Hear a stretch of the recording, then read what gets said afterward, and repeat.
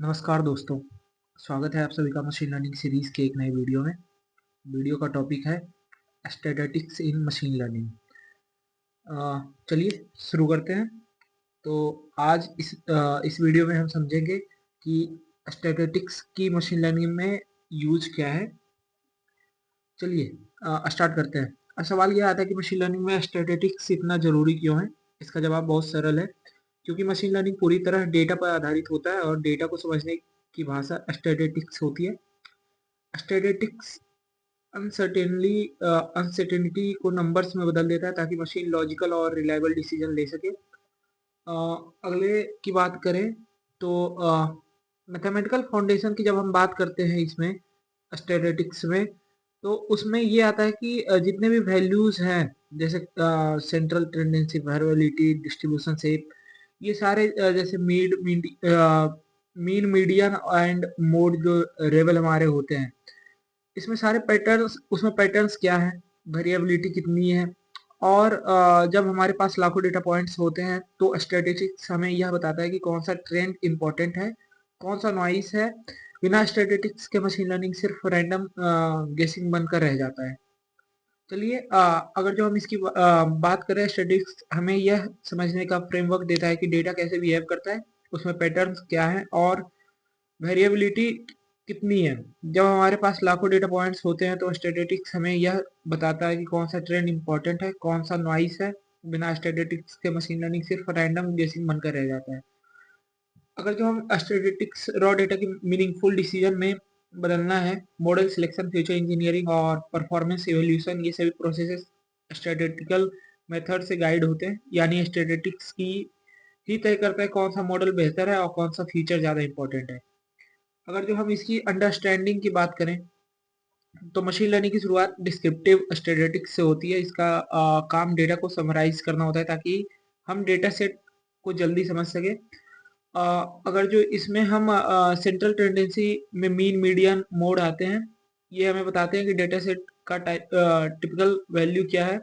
As example, अगर किसी class में स्टूडेंट्स के मार्क्स दिए हों तो मीन में एवरेज मार्क्स बताएगा, मीडियन मिडिल वैल्यू दिखाएगा और मोड में ज़्यादा आने वाले मार्क्स बताएगा।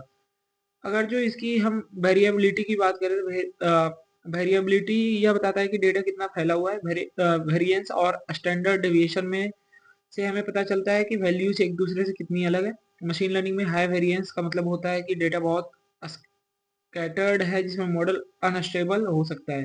अगर जो डिस्ट्रीब्यूशन शेप की बात करें, स्क्यूनेस और क्यूरोटोसिस हमें डेटा की शेप समझने में मदद करता है। डेटा सिमेट्रिक है या स्क्वीड, हैवी टेल है या नॉर्मल, ये सब जानना जरूरी होता है, क्योंकि कई machine learning algorithm data distribution पर डिपेंड करते हैं।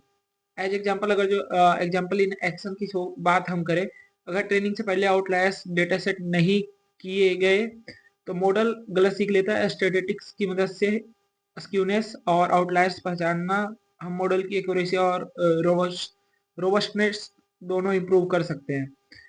अगर जो बात करें हम इसकी फीचर इंजीनियरिंग और डेटा प्री प्रोसेसिंग की, तो फीचर सिलेक्शन इसमें आता है, डेटा ट्रांसफॉर्मेशन आता है, आउटलायर्स डिटेक्शन आता है।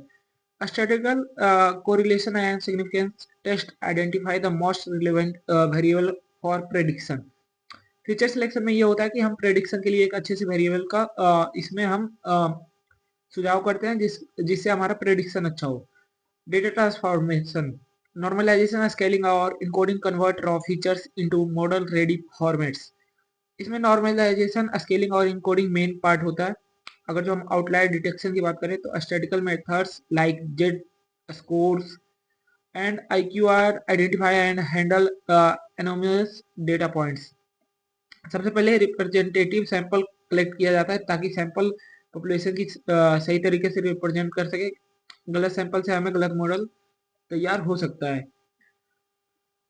अब अगर जो बात करें, कॉन्फिडेंस इंटरवल हमें बताता है कि प्रेडिक्शन कितनी रिलायबल है। मॉडल सिर्फ वैल्यूज नहीं देता बल्कि अनसर्टेनिटी का रेंज भी देता है। सिंपल के इनसाइट्स का उपयोग करके हम पूरी पॉपुलेशन के बारे में इंटरफेस इन्फ्रेंस निकालते हैं। यही कॉन्सेप्ट मशीन लर्निंग मॉडल को अनसीन डेटा पर काम करने का लायक बनाता है। मशीन लर्निंग में सर्टेनिटी नहीं होती, प्रोबेबिलिटी होती है। प्रोबेबिलिटी थ्योरी अनसर्टेनिटी और मैथमेटिकली हैंडल करती है और प्रिडिक्टिव मॉडलिंग को बैकबोन बनाती है। बाइसिन इंटरफेस मशीन को यह दिखाता है कि नए डेटा आने वाले बिलीफ्स को अपडेट कैसे किया जाए। जैसे जैसे नया एविडेंस मिलता है, मॉडल उससे इंटेलिजेंट बनाता जाता है। प्रोबेबिलिटी मॉडल ने बायस और हिडन मार्कअप मॉडल जैसे एल्गोरिदम पूरी तरह प्रोबेबिलिटी पर आधारित होते हैं और रियल वर्ल्ड प्रॉब्लम में बहुत इफेक्टिव होते हैं। फीचर इंजीनियरिंग में स्टैटिस्टिक्स डिसाइड करता है कौन सा फीचर यूजफुल है, कौन सा इररिलेवेंट है। कोरिलेशन और सिग्निफिकेंस टेस्ट से सबसे रिलेवेंट फीचर्स चुने जाते हैं ताकि मॉडल फास्ट और एक्यूरेट बने।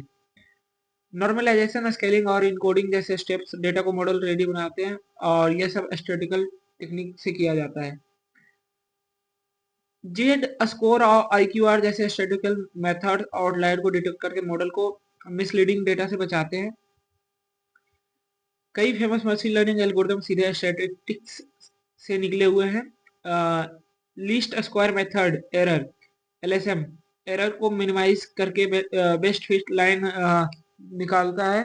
यह प्योर स्टैटिस्टिकल अप्रोच है। मैक्सिमम लाइक्हुड एस्टिमेशन का उपयोग करके बाइनरी क्लासिफिकेशन के लिए प्रोबेबिलिटी प्रेडिक्ट की जाती है। बाइस वेरिएंस, ट्रेड ऑफ और रेगुलाइजेशन जैसे कॉन्सेप्ट स्टैटिस्टिक्स के आते हैं और मॉडल स्टेबिलिटी सुनिश्चित करते हैं। मॉडल एवोल्यूशन भी पूरी तरह से स्टैटिस्टिक्स पर डिपेंड करता है। अगर जो हम बात करें accuracy, precision, recall, F1 score और ROC AUC मॉडल की रियल परफॉर्मेंस को मेजर करता है। स्टैटिस्टिकल एजम्पशन टेक्निक यह इंश्योर करती है कि मॉडल अनसीन डेटा पर भी अच्छा से परफॉर्म कर सके। स्टैटिस्टिक्स यह वेरीफाई करती है कि परफॉर्मेंस इंप्रूवमेंट जेन्युइन है या रैंडम चेंज चांसेस है, और फिटिंग को डिटेक्ट और प्रिवेंट किया जाता है। NLP, कंप्यूटर विजन और रोबोटिक्स, हर AI डोमेन में स्टैटिस्टिक्स साइलेंट इंजन की तरह काम करता है। स्टैटिस्टिक्स मशीन लर्निंग की बैकबोन है। रोबस्ट, इंटरप्रेटेबल और रिलायबल मॉडल स्टैटिस्टिक्स के बिना संभव नहीं है। जैसा कि W.It ने कहा था, in God we trust, all others must bring data. Statistics और मशीन लर्निंग की इंजीनियरिंग ही फ्यूचर AI और रिस्पॉन्सिबल को पावरफुल बनाती है। अगर जो आपको ये वीडियो अच्छा लगा हो तो धन्यवाद वीडियो देखने के लिए, और वीडियो पे कमेंट करें, वीडियो लाइक करें, चैनल सब्सक्राइब करें और वीडियो को ज़्यादातर शेयर करें अपने फ्रेंड्स के पास। हम आने वाले वीडियोस में अपनी मशीन लर्निंग थ्योरी को लाने वाले हैं, जिसमें हम पांडास, नंपाई, केरास, टेंसरफ्लो, इन सभी पे हम बात करेंगे। और अपकमिंग वीडियोस में हम थ्योरी वाले वीडियो में हम NLP, computer vision, deep learning, फिर हम clustering techniques, fuzzy logic, fuzzy set, इन सब के बारे में हम डिस्कस करेंगे। थैंक यू, धन्यवाद।